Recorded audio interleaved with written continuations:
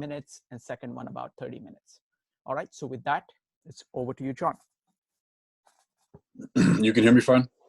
Perfect. Okay, cool. So thank you for the introduction. And as Srikant mentioned, for anybody who is new here today, we are talking about personal growth.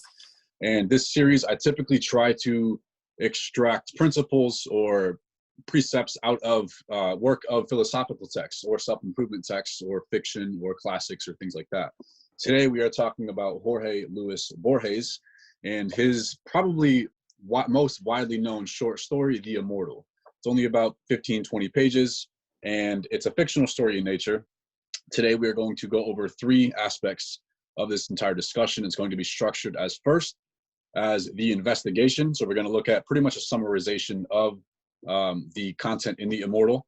Second, we are going to look at the implications, which I'm going to pull out, we're going to talk about. And then third, how to apply these principles for personal growth.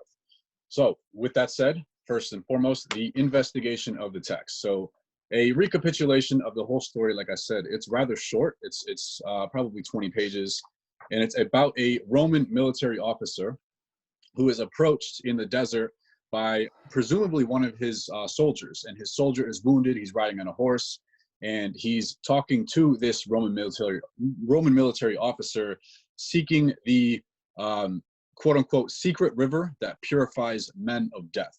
So in other words, the river of immortality he's looking for. That's what the entire story is centered on. And he's talking about this in his final moments. He finally dies. The military officer decides to, I guess, cultivate this seed of curiosity in him, and he orders his army and himself to look for this stream of immortality. Eventually, he abandons his army because they're planning to overthrow his mission, and he's curious enough himself to pursue the mission pretty much on his own. And throughout this process, he comes across a bunch of, he's in a desert. He comes across this like society of subset of people he calls the troglodytes, which by definition means cave dweller. He looks at them as like these lesser evolved beings. They don't really speak. They're kind of apathetic. They don't really move. They don't really seem to have any driving force or desires. He notes that, and then eventually the story ends with him finding this stream, drinking from this stream, becoming immortal, and then at the end of the story, it summarizes with him kind of having a lot of realizations about the nature of immortality itself, and long story short, him wanting to revert back to a mortal life. So he seeks the realm of the mortal stream. He says, if there's a stream of immortality, there must be a stream of mortality that can catalyze my condition back to that of a human, right? So that's the entire story in a nutshell. That's all the objective matter that we have to work with. So first, I want to talk about some implications here. So we have 2. First is obviously the importance of mortality and urgency in life. I think that's the most obvious theme that would come to life in talking about immortality and mortality. Having a sense of urgency that we're going to die, therefore that would be you could call a prime motivator for all of our actions. Secondly, I think a deeper dive into something, the concept of differentiation between individual members of a species. So we're going to move through these one by one, and we're going to look back at the text as some quotes and some ideas in the text to fortify these points. So firstly, we have urgency. And this I obviously pulled out of the text where Jorge says, there is nothing very remarkable about being immortal. With the exception of mankind, all creatures are immortal, for they know nothing of death. So in other words, they don't conceptualize death. They don't have an idea of things are going to end. They only exclusively live in the present moment. They cannot superimpose or project themselves into a future moment. Therefore, they don't know anything of death. Therefore, they pretty much are immortal. And then he continues, what is divine, terrible, and incomprehensible is to know oneself immortal. So you're kind of stuck in this paradox. You're stuck in this infinite loop. And if you were, like I said, if you were immortal, there's no urgency to do anything. You are in a state of perpetual procrastination. You have no urgency on your goals. You have no motivation to finish anything. And you would live in this state of just constantly putting things off because you wouldn't have to execute on anything with discipline. So the next point I have here that is summarizing urgency is a beautiful passage here where the author says, "Death, or a reference to death, makes men precious and pathetic.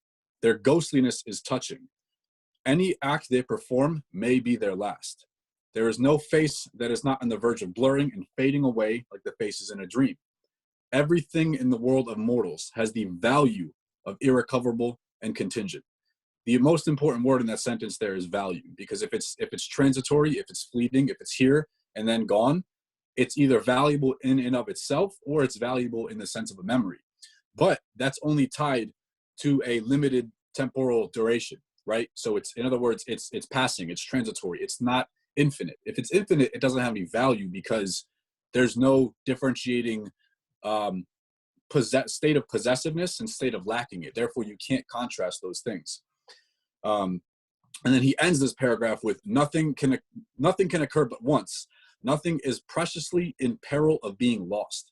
So I think that's also important. We value our lives inherently because it is, again, I quote, preciously in peril of being lost. You never truly know what moment is your last. Therefore, it comes with living in the present. It comes with a profound sense of beauty, because you have that sense of relating one moment to the prior. So, yeah, in summation, obviously I think that's the one that most accurately comes to mind with everybody is urgency. When you're looking at immortality, if you were immortal, you would have pretty much no motivation to do anything. And I think this is actually also interesting that when I mentioned the troglodytes in the story that the main character came across, he later learned, like, the biggest twist in the story is that the troglodytes were the immortals. Their city was the city of immortals that his soldier was seeking in the beginning of the story. And he later learns this. He later realizes that there's no inherent motivation to act. There's no inherent motivation to do anything. You have no sense of urgency. Therefore, when he looked at these troglodytes as a lesser evolved being because they had no desires, they weren't doing anything, they were just in a state of stagnation and just lazily walking around all day, that's in reality what people, with given enough time, obviously, would people enact with being immortal. Yes, he does illustrate in the story that for a few hundred or a few thousand years, they might experiment a little bit, build some cities and things like this. But the twist at the end is the troglodytes, the people that he deemed lesser evolved and having no motivation, were actually the people that were immortal. For they would only live in the pleasure of the realm of thought, because anything relating to the physicality of the senses was relegated to insignificance because of overuse, because they could already lived every potential life they could have lived. Therefore, they just completely subtracted themselves from that realm and then began to live intellectually. So that's an important twist in the end. And the second implication I want to talk about in the story is the concept of a differentiation. So he talks about how over an infinitely long span of time, all things happen to all men. So I think that's very important. He says, as a reward for his past and future virtues, every man merited every kindness, yet also every betrayal as a reward for his past and future iniquities.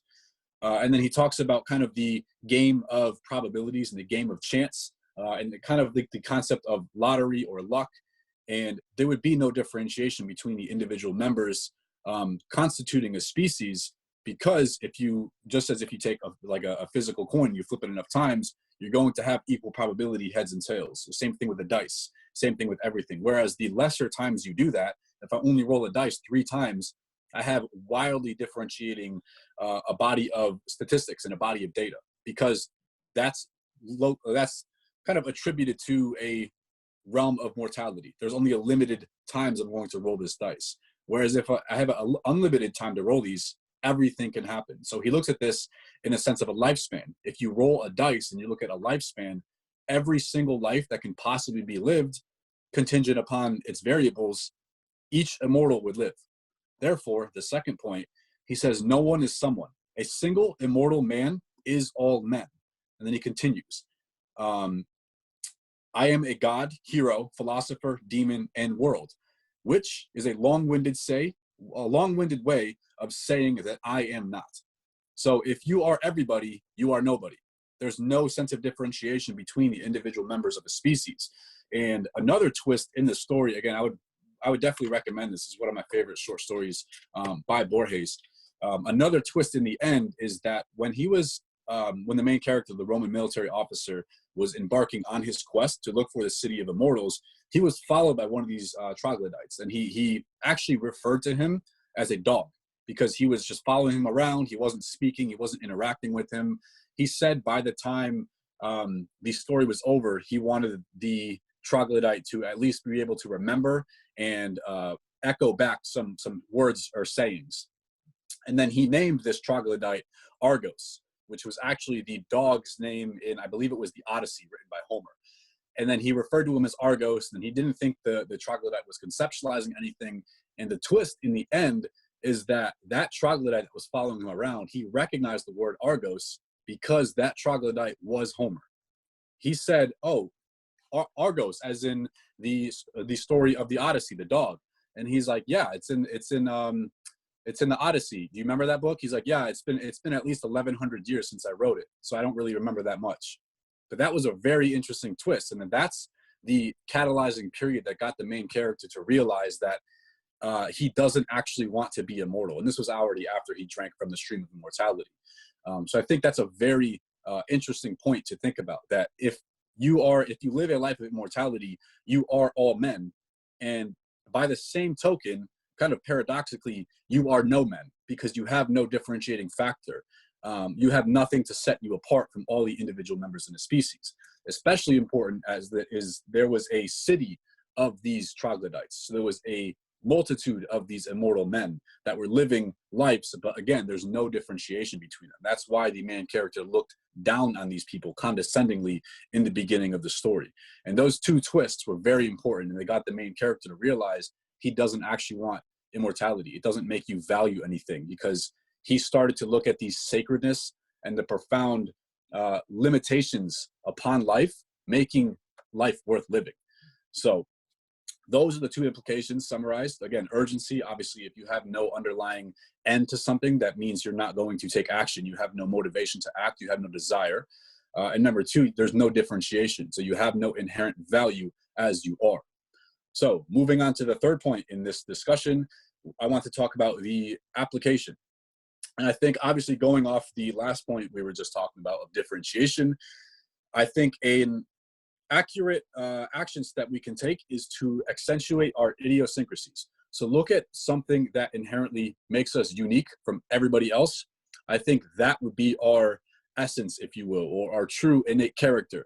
And we should do our best to cultivate those talents or those characteristics or whatever makes us unique from what we've observed in the majority of people. And I think those small areas, those small niches of interest, and I think this is also where the notion that everybody you talk to knows something that you don't, that's where that comes in, because nobody has the same life experiences as you. Nobody has the complete accumulation and amalgamation of all your input in your childhood, in your conditioning, in your school, in your choice of literature, in your choice of movies and documentaries or conversations or life experiences or where you've traveled or what you've thought about. Nobody has all of those things like you do.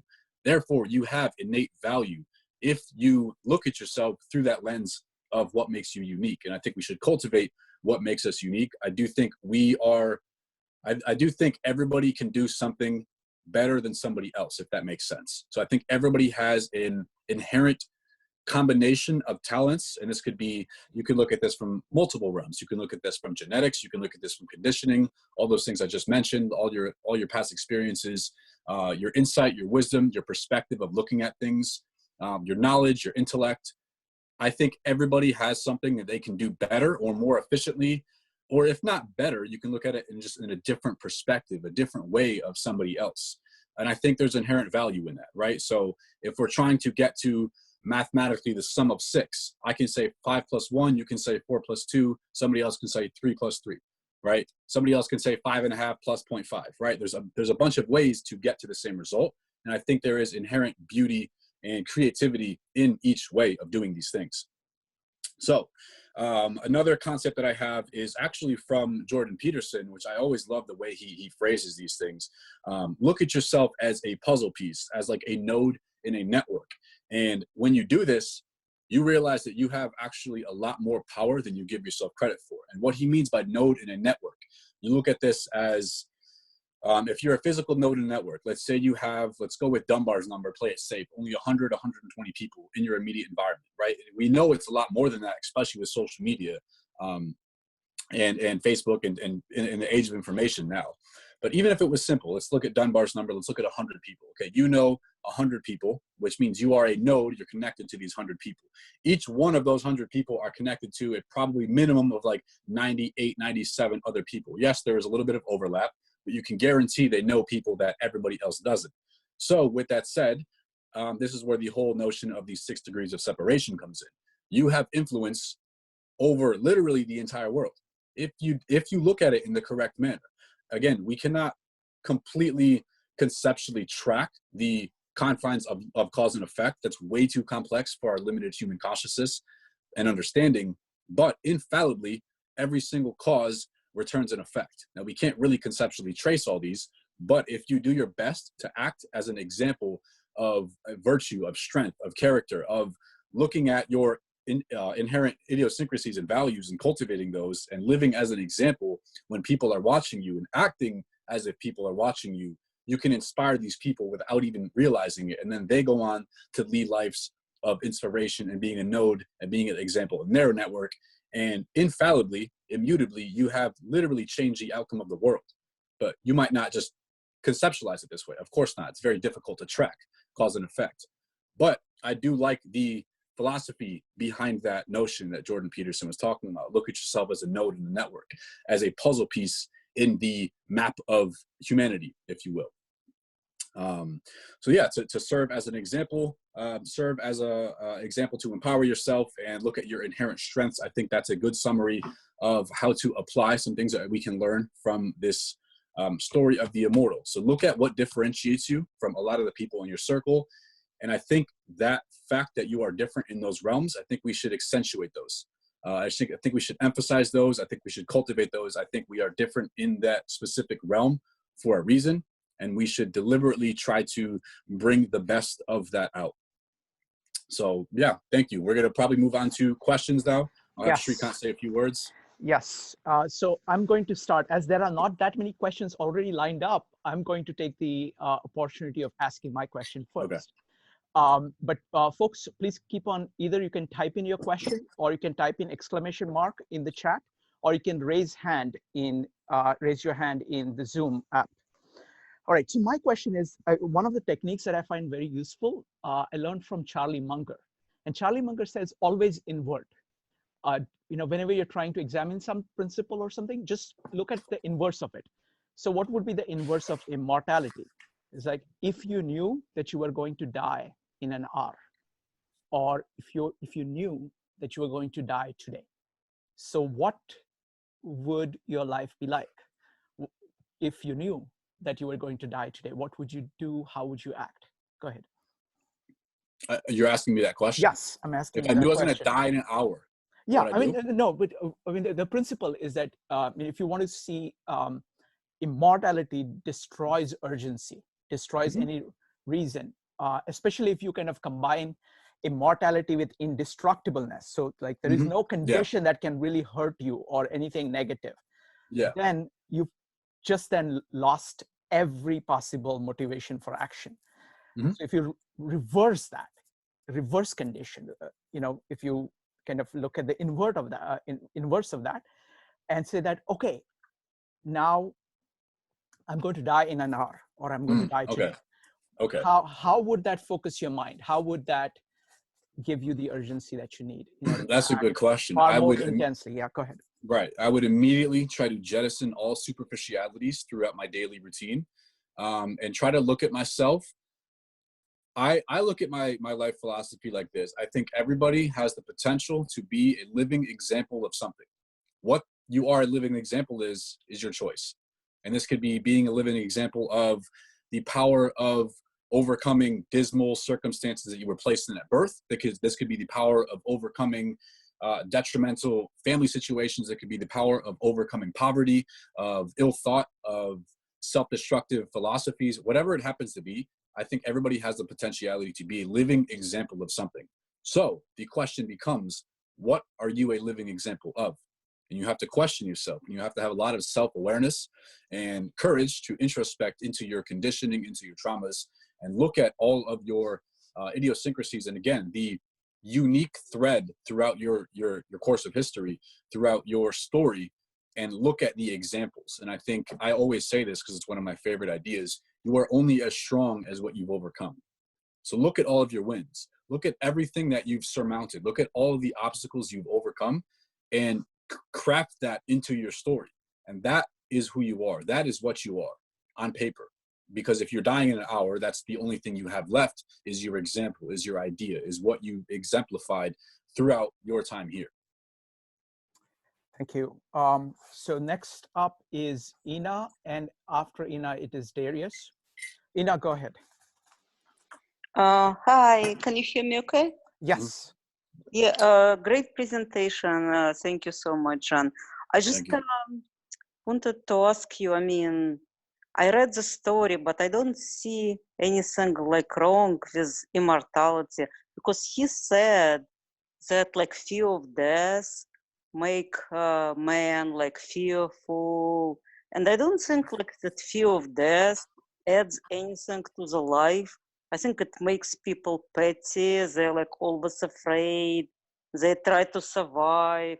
When they're like fighting for survival, they don't like, they're not like acting their best self when they're doing it. You know, if they were not afraid of death, they would be like capable of much more. I think, I don't know. I mean, but I mean also like the hero of the story, he didn't become like a troglodyte.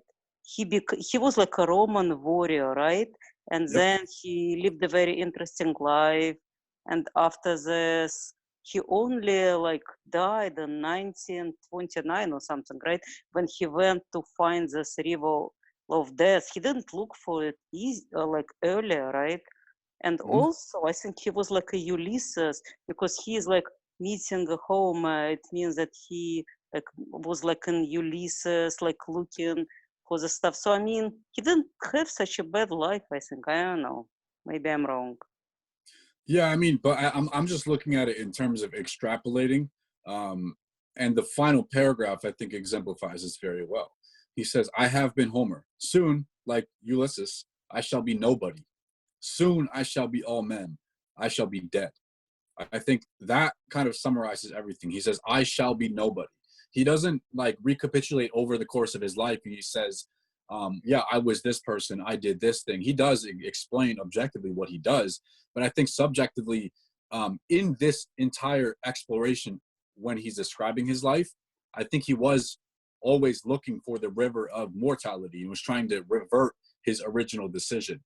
I think he was living these lives haphazardly, just by chance, because he happened to get dragged along in other timelines, in other adventures, tangentially in his search for mortality again. Because I again, if the longer you live, I think the lesser person you would become. I think that's the whole moral of the story here. Yes, sure, if you only have, maybe if you could double a lifespan, yeah, maybe that's a different argument. If you could live 200 years, 500 years, that's a completely different argument. But to live forever, that's very detrimental. And I think he says, I shall be nobody. And I think there's no differentiation, because again, what happens to one immortal man happens to all men. So therefore you are nobody in that sense. But there are levels of overlap. I do see what you're saying. He did live a kind of interesting life. But in the end, he did die, and he was grateful to die.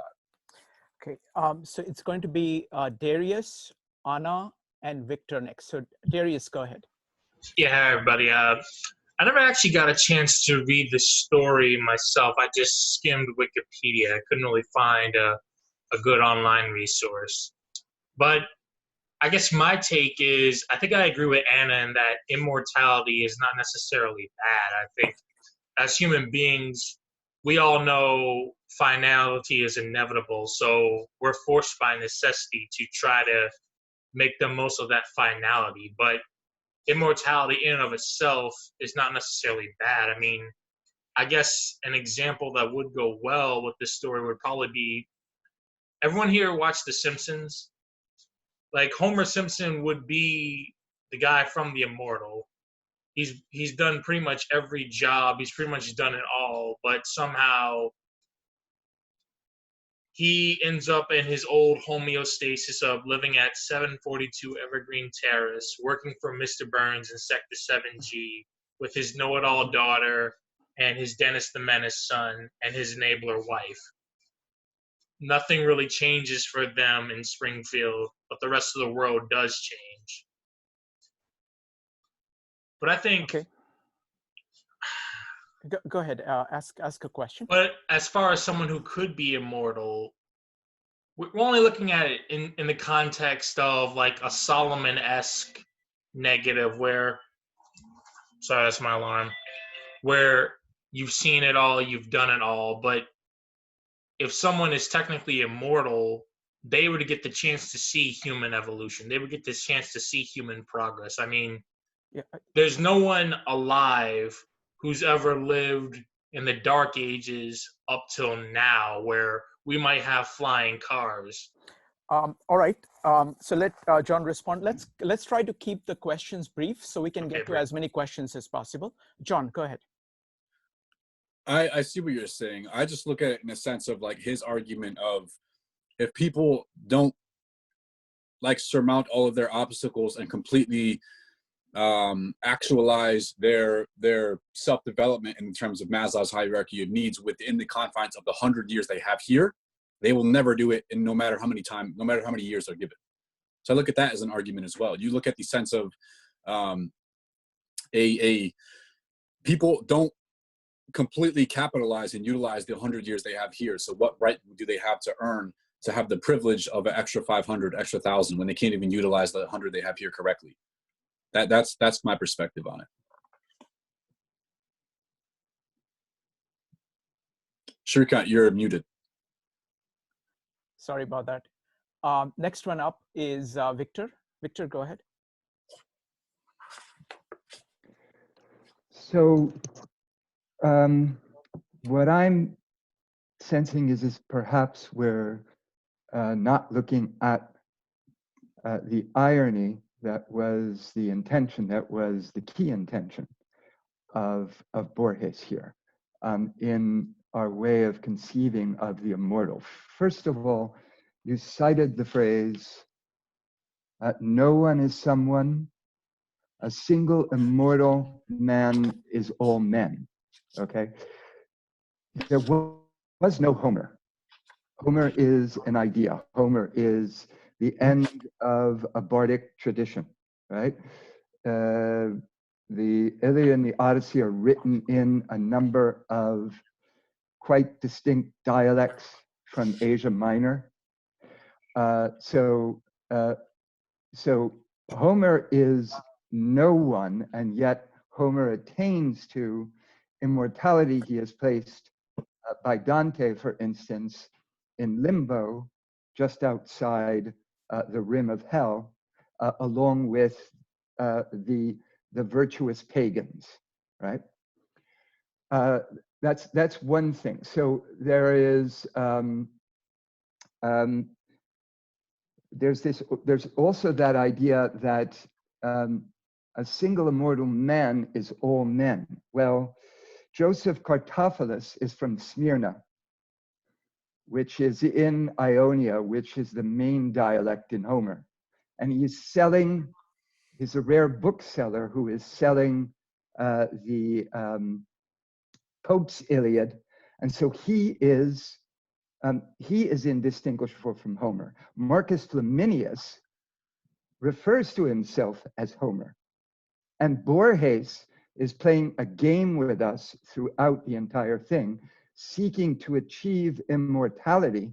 And the more immortality that you are saying is undesirable is the immortality that Borges is seeking, which is pure speculation. Thought and pure speculation. It's the realm of thought of Aquinas or Augustine in celestial heaven, where you understand the workings of the universe as well and the mind of God, and you go into a state of stillness like that of the cave dwellers. And pure speculation is what Borges does in all of his tales, prismatic speculation. So how would you know, seeing, how would you reread or restate everything that you have said in light of the prismatic irony that was the real underlying intention, as in my mind? Okay, thank you, Victor. That's a good question. So what you just summarized right there, the entire the last exceeding 3 words of your statement there, in your mind. Exactly. That's exactly what it is. I think there is a great degree of ambiguity in a lot of these works, especially fictions. And the entire scope and nature of this series, this presentation, all of my discussions are with terms of self-development in mind. So I'm looking at it in the sense of how can we apply these ideas to improve our lives? I'm kind of like the historical accuracy. A lot of these speculations are relegated to inferior importance to me personally. That's just my conditioning. That's how I look at things. That's from my input of all my information and how I look at the world. I try to extract information to improve my life. So I can look at this as an example of how not to live, an example of how to have urgency and act within the limited temporal time scope that I have in my intrinsic life. That's how I view things. And again, you're open to your own interpretation. Absolutely. I do agree with a lot of things you said, by the way, with the pure speculation, because he does reference that the highest pleasure is of pure intellectual speculation. He does reference that in the book. I'm just taking it in terms of my subjective perspective on it, pulling some extractions out of it to improve via personal development and application. That's all. Okay. Next up is Jeff and then Joseph. Jeff, go ahead. Hey, John, thanks for choosing this one. It's got a lot of, it's rich with potential here. Mm-hmm. So, you know, John, as I take this, you know, the reflection there on immortality, I guess what strikes me is this. So I've been to Paris about a dozen times, and every time I think that I've seen everything or experienced everything in Paris that I might otherwise experience, I go back, you know, and I meet other people. I see places differently. I see different places. And it strikes me that each time I go back to Paris, Paris itself is different. And I'm different. And so since we're both changing, it feels to me like each encounter is unique and that never really ends, especially because the changing is unpredictable and by its nature, in a way, infinite. So I think I don't buy that premise that that everything is experienceable, even by somebody who would be theoretically immortal, because everything becomes new.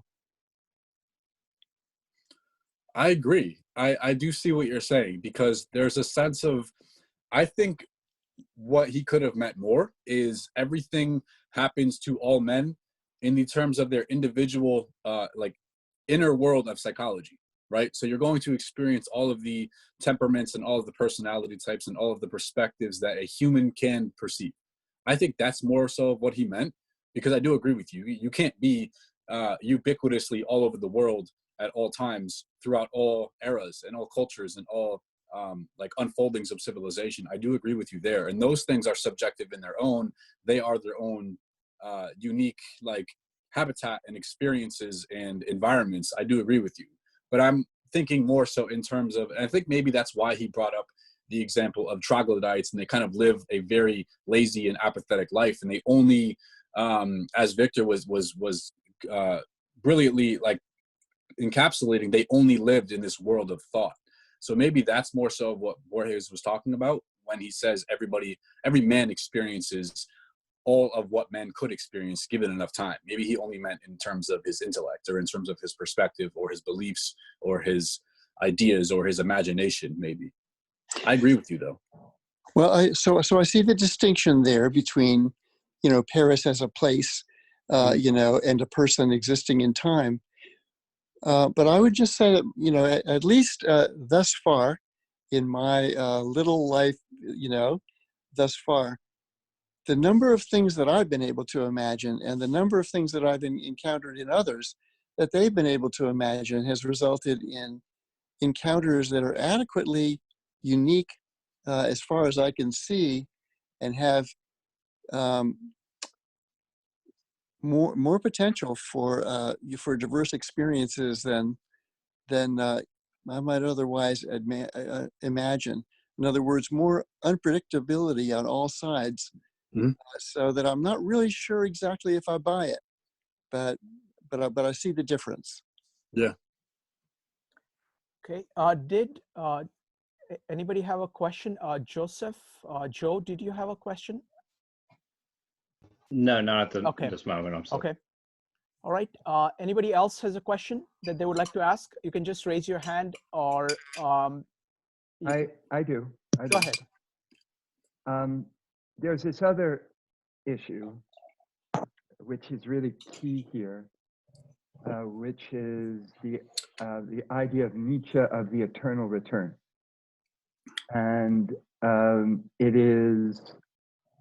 it seems to me, almost always misread. The philosophical intention of the eternal return is not that of a recurrence. It's not that of a repetition or an unending repetition, in the atemporal realm of the gods or the immortals.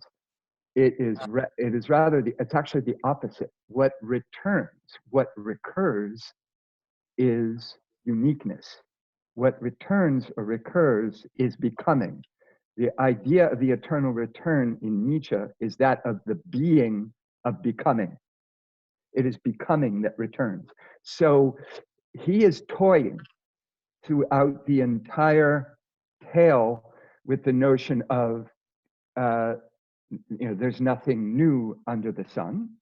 On the other hand, the very first sentence of the tale, after the epigraph, refers to a rare bookseller and begins to spin out all the possibilities of uniqueness. So how would you apply this idea to, or backtrack on something that you said about the idea of recurrence? Because for Nietzsche, and this is the idea that he's expressing here and that he expresses over and over in his other tales, the eternal return is not recurrence of the same, but rather the recurrence of becoming. Mm-hmm.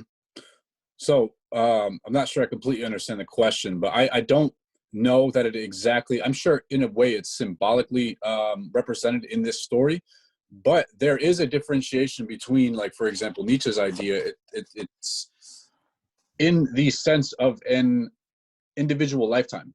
So that's in the encapsulation of a scope of a reality of a human being. And I think this is an example of that imbued into, it's kind of like a microcosm imbued into a macrocosm, because you have this one individual, and like presumably you don't really change that differently in your physical form, but you're still able to speculate all of these things, not to mention go to these external environments as this individual did, as this Roman military officer did in the latter half of the story. He lived somewhat of different lives, but there was, I would say, still a congruent theme. Like, it sounds like he still had his dominant narrative and desire of seeking this stream of mortality, if you will, but all of these lives were experienced tangentially and haphazardly as kind of adjacent storylines off of, like, stemming off of his narrative.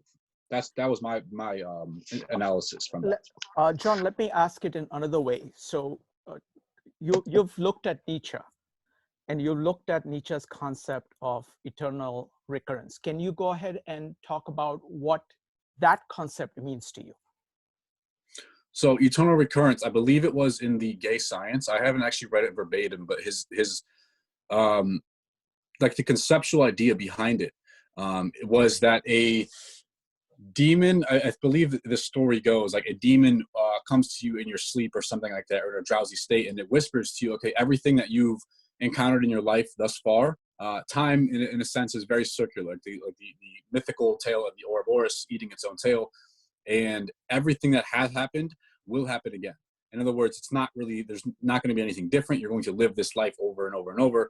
And I looked at it as, again, this is just my conditioning, like superimposed onto the objective tale. Again, this might say more about me than it says about the idea, and I get that. I look at it as like, you should live a life that you are so proud and you are so proud of, from overcoming all of these obstacles and contravening agents and attenuating forces in front of you. You should surmount all of that to a degree that you are so fulfilled, you live such a meaningful life, you have such a purposeful existence, that you would be happy to go through all of your trials and tribulations and struggles and obstacles again, because you have a seedling of what you know is on the other side of those things.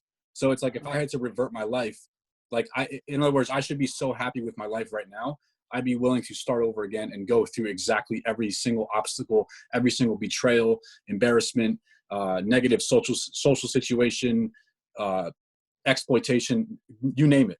I would go through all of that willingly just to end up where I'm at right now. That's how I look at it, in a sense of personal development. Got it. Next up is Jake. Jake, go ahead. Hey, thanks, Shrikant. Hey. John, I actually had a fairly direct question for you. I felt like, reading both the story and hearing your response to it is, they're quite focused on a sort of unvirtuous, lack of action or inaction that immortality might bring about. And I'm wondering if there are ways that mortality, the finite life, could cause the same. I definitely agree. You look at people that succumb to the weakness, the weak influences of nihilism. They say, okay, we're going to die anyway, just screw it. We're not going to grow. We're not going to develop ourselves. Let's just throw everything out the door. It's already going, it's going to hell anyway, right? Or people that say, oh, I'm going to die anyway. What's the point of cultivating my health to live the most fulfilled and meaningful and healthy lifestyle I could possibly live? I'm going to die anyway. Why not enjoy myself and eat shit food and just neglect my physical vessel and neglect exercise? And there's a lot of illumination in somebody's character and somebody's perspective and somebody's strength and integrity and competence in light of mortality. I do think there can absolutely be a lack of virtue in the light of mortality and the light of knowing that there is going to be an end of something, or knowing, like, if you're playing a game, the game is going to end, but that doesn't dictate that you're going to just throw the pieces over. So we're playing chess. Yes, one of us has to lose, but that doesn't mean we don't give it our best in the time frame, and we learn from those mistakes. It doesn't mean we just flip the board and say, oh, I'm gonna lose anyway, or it's gonna end anyway. What does it matter? You know what I mean? So I do agree with you. Excellent. Thank you very much. So, John, thanks for the presentation. Now what we're going to do is that we're going to go to the next step. We're going to divide into 2 or 3 rooms. So just sit tight. I'm going to divide you into, you're going to get invitation to be separated into rooms. And then we will do the first discussion for about 20 minutes. And then I will bring everybody back into the main room and divide them again. So you get to talk to different people. All right, so I'm going to go ahead and do that. Just hold on tight. You'll get an invitation. Just say, oh, join in order to do that.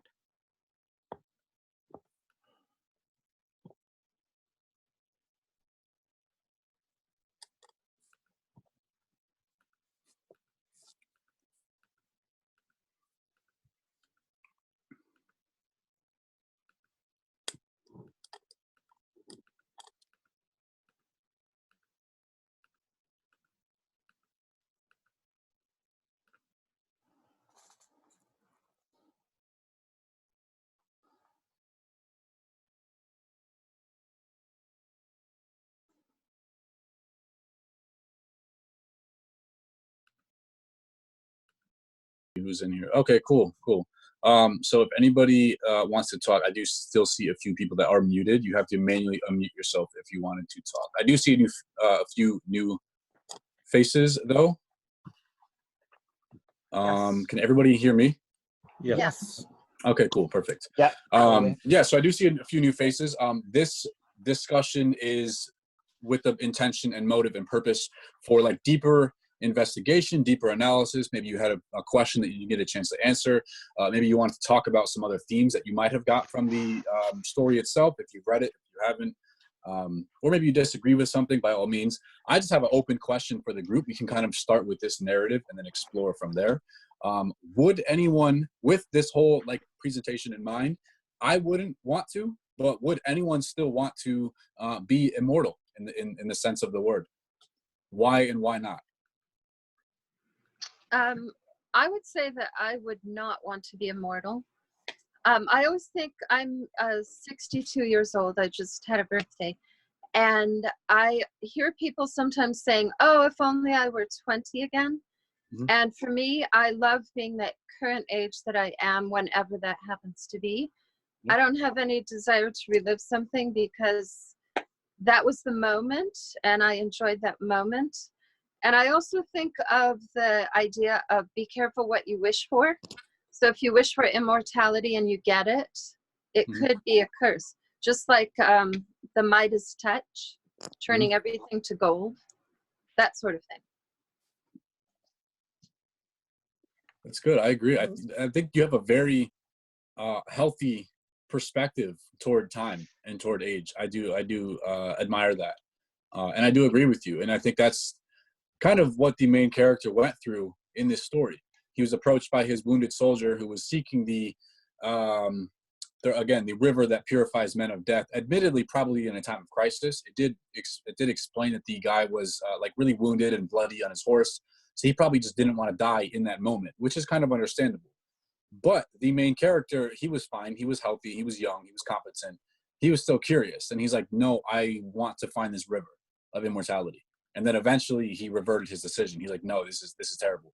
This is too much. I don't want to do this. So he didn't really think it through, which is interesting. But once he saw that main character, like his soldier come through on a horse, he like immediately changed. He said, I need to find that river. And like, that was the whole story. It was just right after that point. He didn't really speculate. He didn't think about it. So I do agree with you. What about anybody else? I mean, I personally wouldn't want to. I have no desire to live forever. But you know, the one thing I have thought about, and I maybe didn't get a chance to ask, and I'm still trying to think about how to ask it, is that does living forever absolutely mean stagnation?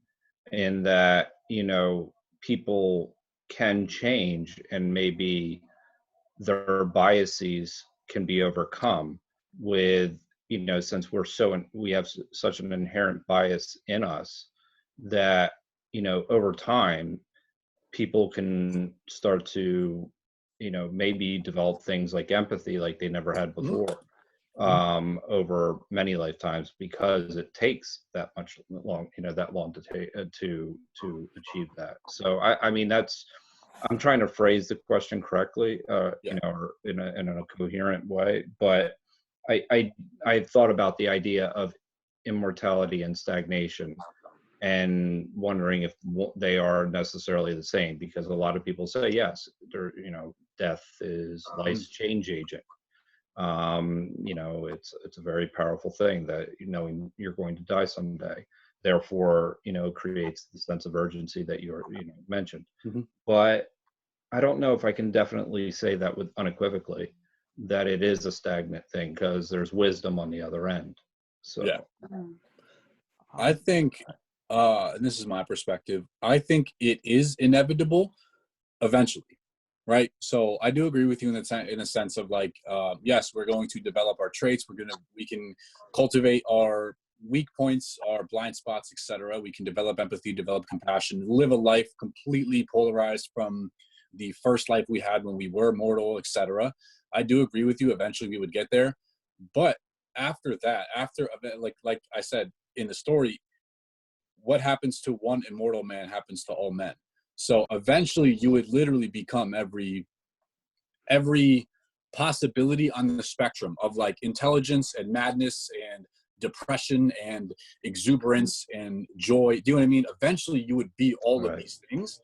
And then after that point, you would kind of get bored. Maybe, I don't know, just you're sick of it. You experience everything.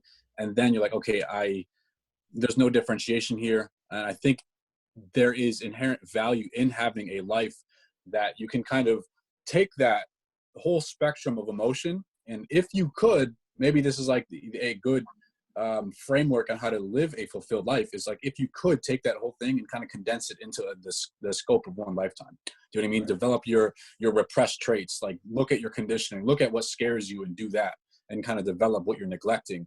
Maybe that's a good way to live a meaningful life. But I think eventually, like given enough time, every individual would end up like these characters in the story, these troglodytes who just sit there and they ponder all day. All they do is just imagine and visualize and like live in their heads, and they don't move at all. Like they obviously don't require any food or exercise. They just sit around and do nothing all day, but they live in their imagination, which is, I guess that's cool forever. You know what I mean? What else would you do, right? Because I guess they've already built they built these cities. He describes them living for a few thousand years. They built these wonderful cities. They live these lives, and they've destroyed them, and they try to build different cities. And eventually they just reverted to the realm of thought. So I do think probably every individual would end up there. Again, given how much time, we don't really know. I think that's idiosyncratic in nature, like how long each person would need. But yeah, I think eventually it's kind of an inevitable end result, if you will. I think so. I would. Oh, did you want to say something? Yeah, let me make a point. So I think the concept of time is a very deep and powerful concept. You know, people, it's deceptively simple concept. It looks deceptively simple, but I think it's one of the most profound concepts that we have. And what really matters is the urgency. You know, I think that is the primary thing. It's like, you know, how intensely do you live, and what kind of calculations that you do, kind of projections that you do, that enable you to live intensely. I think that's what it really boils down to. Because this applies to even simple things like, if you think that you have 10 days to do something, it's going to take, it is going to fill up that much. Right. You say you have to do it in an hour, it is astonishing how much you can actually do. There is that tool that we talked about, 5-minute timer.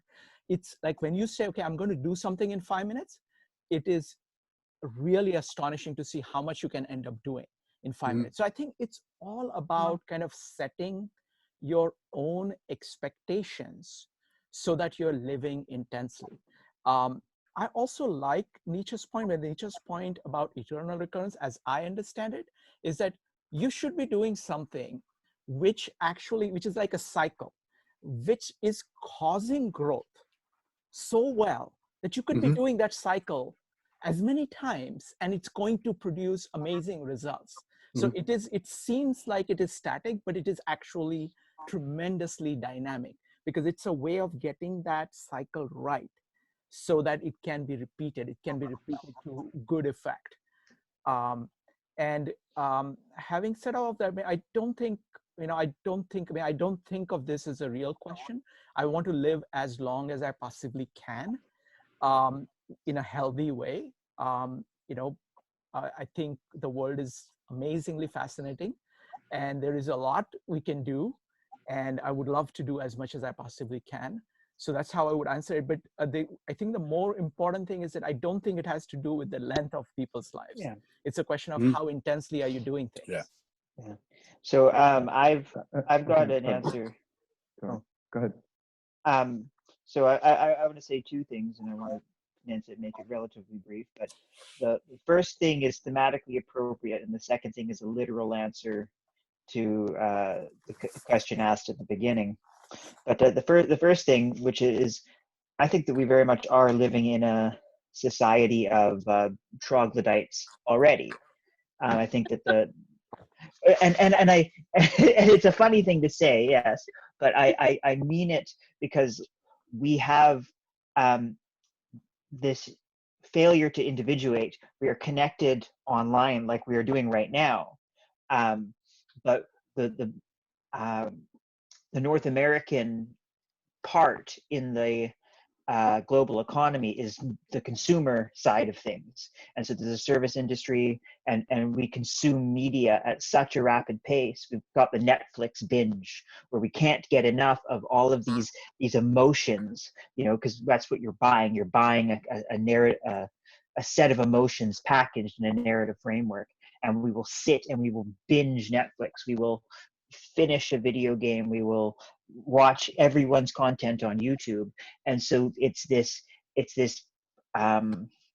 troglodyte-like mentality that we are harnessing, and we fall into in the North American context rather easily. So I mean, I'm glad that you brought this up. I've heard the word troglodyte, but I never connected it like that before.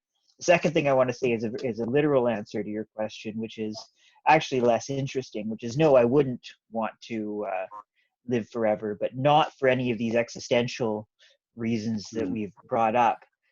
It would be more for utilitarian reasons, because forever is a long time and it surpasses the existence of the planet. And so it would, you move forward into the heat death of the sun, floating out in space going, la da la da la. And it becomes more of a utilitarian calculation of, the amount of time that the Earth will exist versus the amount of time I will sit in space waiting for the heat death of the universe. That's the, so it's not so much existential, but the existential point is much more that I think we do, with the Netflix binge and the video game consumption, the risk of troglodytism is very high. I wanted to say that just look at the whole. Hello?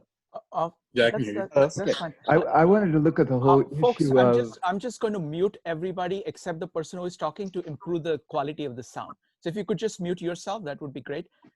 Everybody else who, so just unmute and then talk. Okay, go ahead, Victor.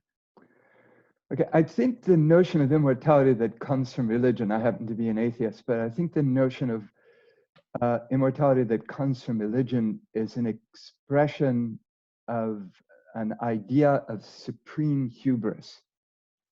The idea that for all our uniqueness, for all our striving, for all our possibility, whatever, possibility in the face of urgency or a lack of urgency, we have this notion that, in a cosmos that we cannot see the end of, where there are all these other life forms around us, and the possibility of all the other life forms in the cosmos, that we, as single individuals, are so essential to the nature of things that we're going to live on eternally. I think that this is an expression of supreme hubris on the one hand.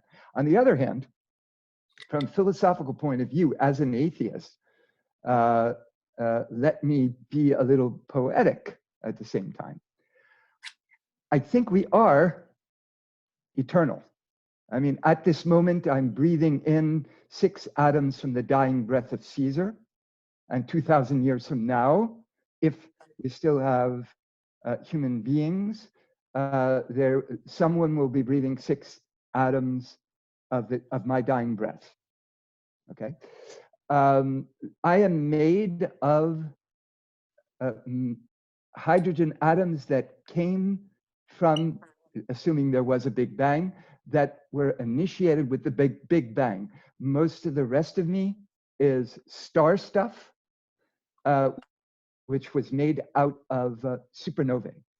Okay, if I die, I am going to feed an endless array of life forms. If I happen to be planted, if there happens to be a fig tree planted above me, the tree will feed on me. Okay, once I've dissolved and become earth, the tree will feed on me. Some bird will feed on that fig. Will take the fig with them. Its droppings will have seeds. I will actually reappear everywhere in all life forms, something of me will actually begin to appear in most of the life forms on Earth. And I will go on forever, just as I am. My ancestors were those first life forms in the sea vents, with metabolizing sulfur. Anyway, I begin at the beginning, and I will never end, not as an I, not as a consciousness, but as a being in the world in some way. Yeah. So. Faisal?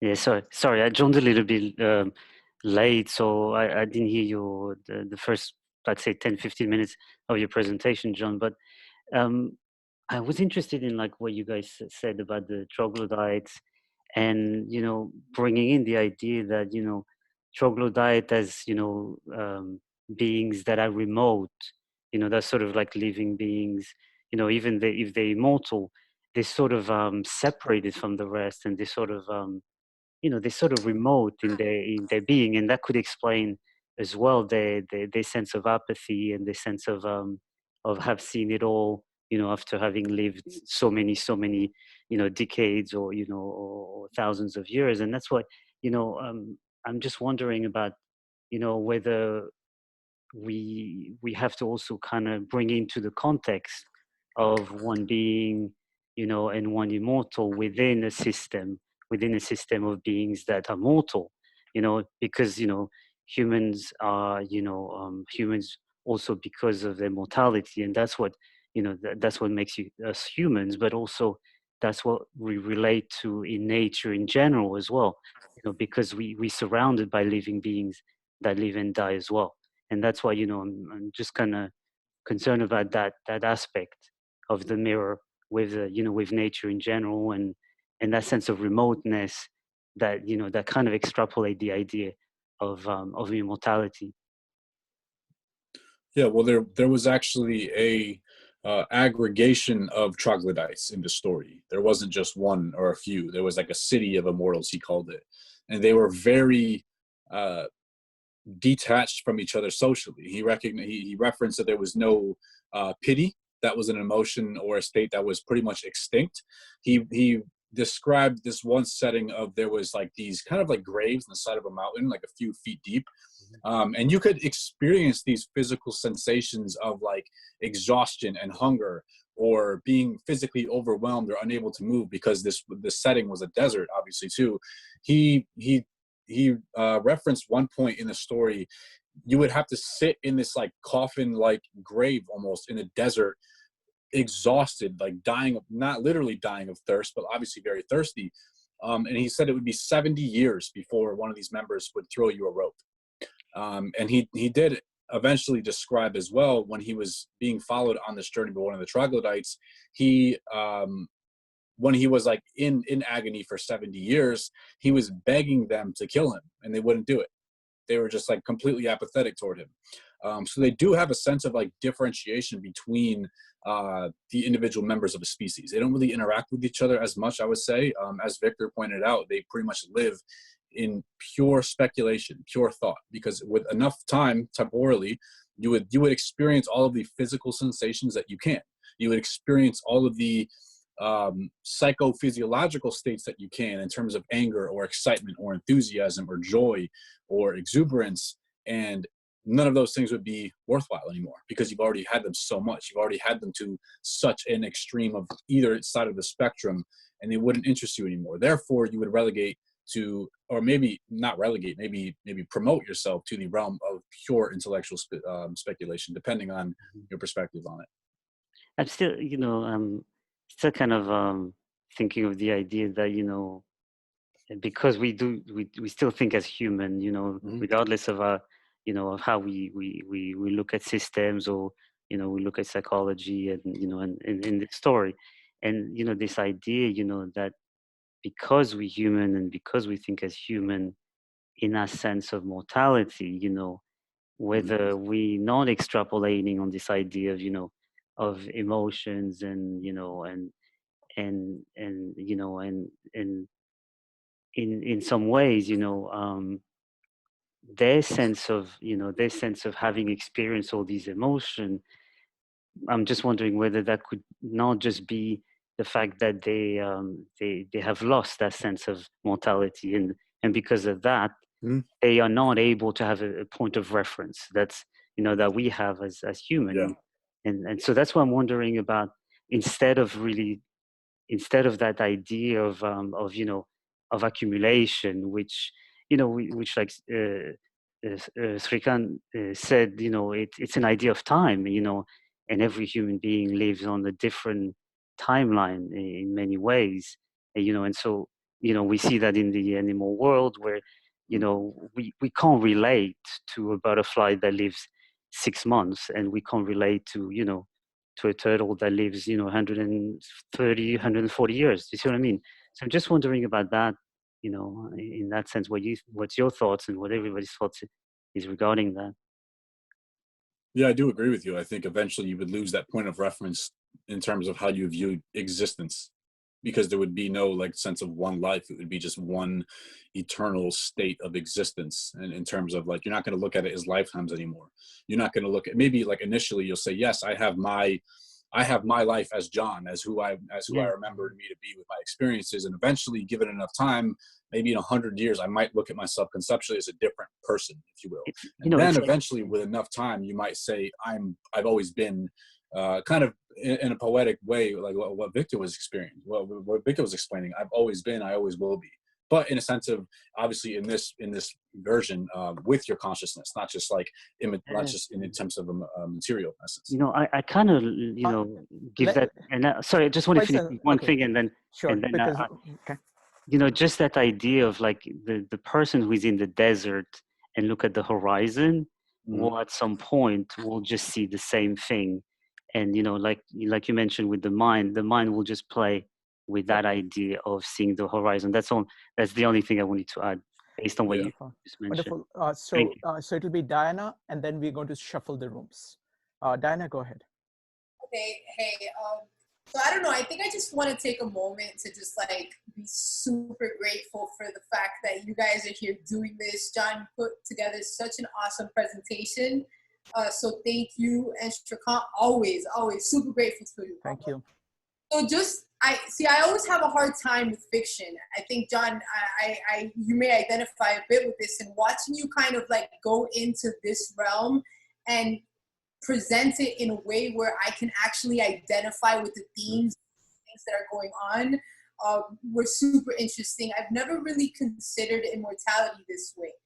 For me, though, I've always been driven with this sense of needing to create something or to contribute in a way that outlives me. And so it gives you a lot of stuff to think about. There's so many different ways to interpret it, and how to maybe maximize the efficiency of that is always what I'm going for. Yeah. Yeah, well, Borges is an excellent realm to get into if you're new to fiction. I would definitely recommend a lot more of his stuff. This is his mostly widely known. Look at the Library of Babel next. Read that one. It's a really good one. I agree. The Library of Babel, I think, is the single finest tale. Excellent. And again, I want to second Diana's comment, John. It's wonderful presentation, and we really like the presentation. So I'm going to close this room. We are all going to end up in the main room, and then I'm going to shuffle everybody, so we'll get to talk to other people. Okay.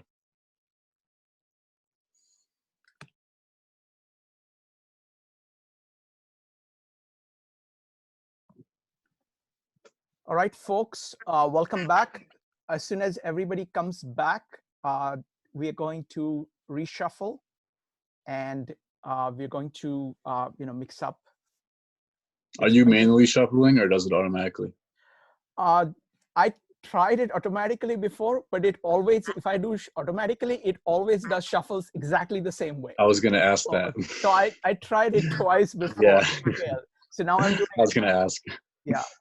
Now I'm going to do it manually. So it's about 20 seconds when everybody, it closes and brings everybody back. Cool.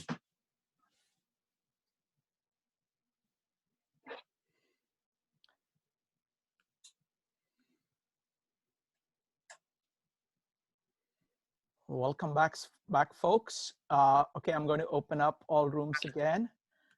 And I'm going to, give me just a second. What has happened? Uh-oh. Did you automatically shuffle again? It automatically, so don't, I'm going to manually shuffle in a moment. So just go ahead and accept it. I'm just going to move alternate people in a different one. So you can accept this one and then we'll just go into a different room.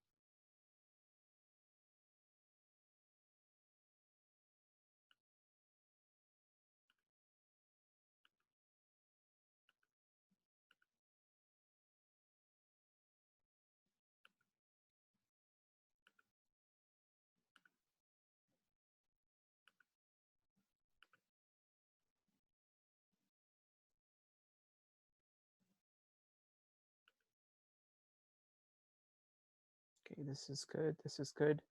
So Becky, let me see, where are you? You are in this room. Yeah, you can go ahead and join. Becky, you can go ahead and join.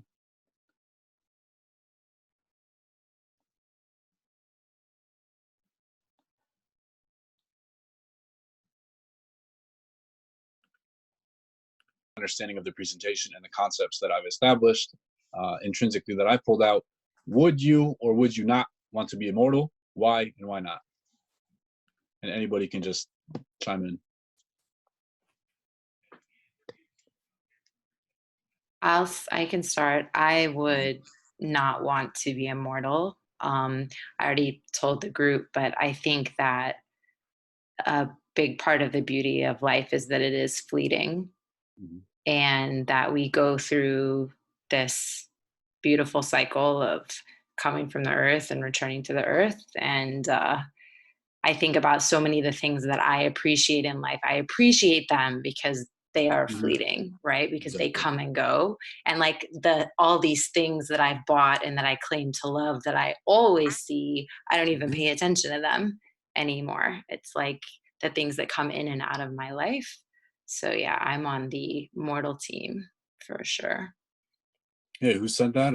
Familiarity breeds contempt. I don't remember who said that, but yeah, exactly. I do agree with you. Yeah, completely. I was always on that side, I would say, before this story. But this story, I think, gave a good example of the point that I brought up of the differentiation. Like, I obviously always had like the same perspective you just brought up, like the fleeting, the sense of value, because you might lose something, therefore it's valuable innately. And I always had the idea of urgency. But what I never conceptualized was the idea of differentiation. Like, you have no value, you're nobody because you are everybody, in this weird paradoxical sense. I never thought of that until I read this story. I think he did a really good job at explaining that too, because the guy was this like legend. He was Homer, and then he ended up this random troglodyte guy who was just like walking around the desert aimlessly. And I thought that was really interesting. And I think if you give it enough time, well, I was talking about this in the first group, if you give it enough time, I think every individual would end up as that individual in the desert, aimlessly walking, as an inevitable consequence of immortality. Again, the scope, like the length from which like one individual would, okay, oh, I'm immortal, let me go have fun, let me go do what I always wanted to do, let me go experience these pleasures, these emotions, these lifestyles, these states of mind, this experience that I've always wanted to. And then eventually, again, that scope, that time, it's individual, like where you are on your journey, if you will. It might take longer, it might take shorter, but I think the inevitable consequence is you walking aimless in the desert and just thinking all day. So I thought that was really interesting. I think it's a cool idea that Borges brought up that I never thought of before. So I think that's attributed to his good author, I would say. For me, I've never really regarded this idea as real. Immortal is not real to me, because I think, we are living beings. Everything grows, everything dies, everything, is born, dies. I mean, that's kind of the natural thing. So it's a very artificial idea to me. So the only way I look at it is the kind of reverse of it, of saying, the use kind of the time, I call time compression to create urgency. If it is not real, then make it happen. Like make the time compression happen. Try to do things in unreasonably short period of time. That's how I look at it.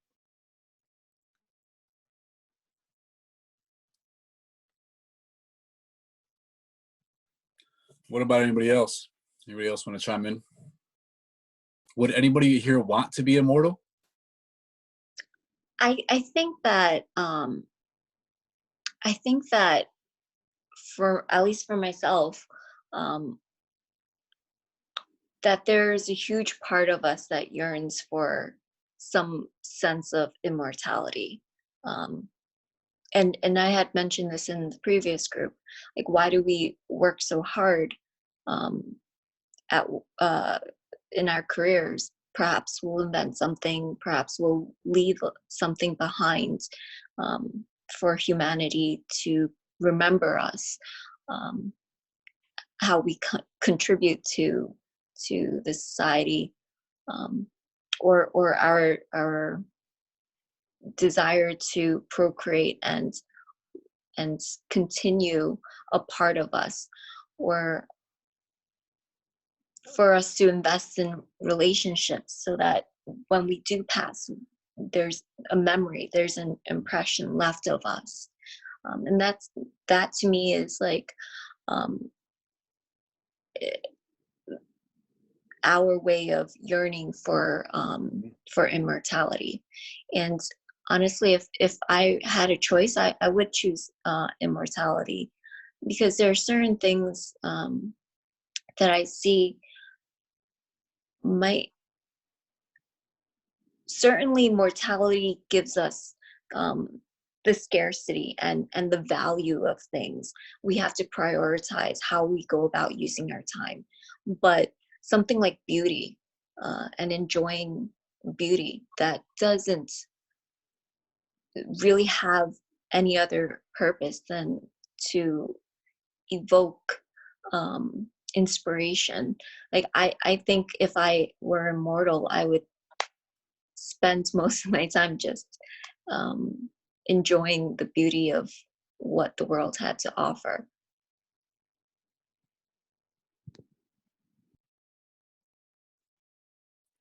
I think part of that could be, though, eventually there would be no beauty left, in a sense, because I do think, and this is a point that I was talking about, it's also a point that's not, it's alluded to in the story, but indirectly, where like the main character becomes immortal, and then he kind of celebrates. He's like, okay, this is cool. I'm going to live these lives. I'm going to go on these travels. I'm going to go to these countries. I'm going to go experience these things. And I think it's completely congruent to what you're talking about. You already have an idea of what you would do if you had more time in this realm.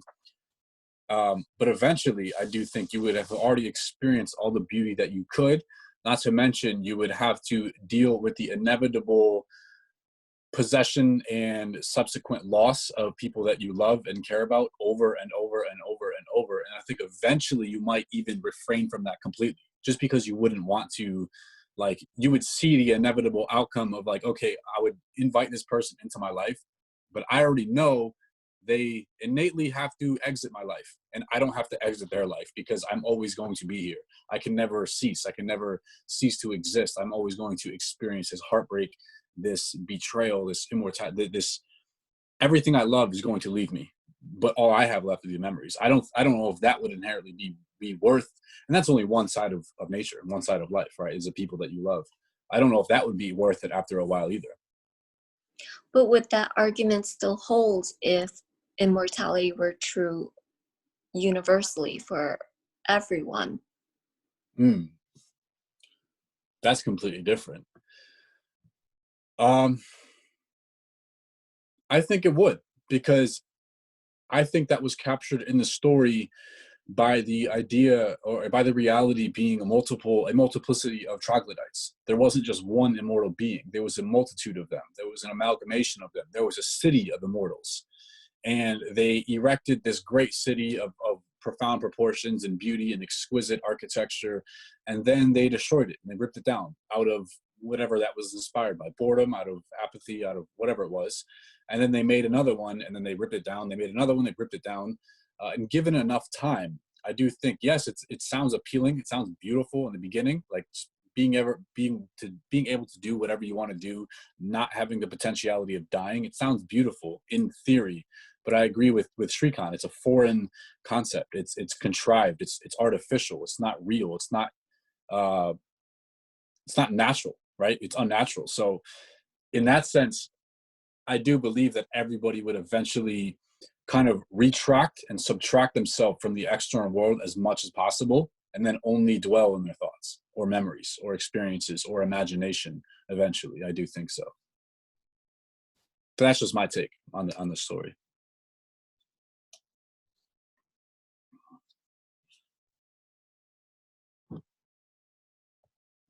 Has anyone here had a chance to actually read it? This is everybody's first time hearing about it? Yep. Interesting.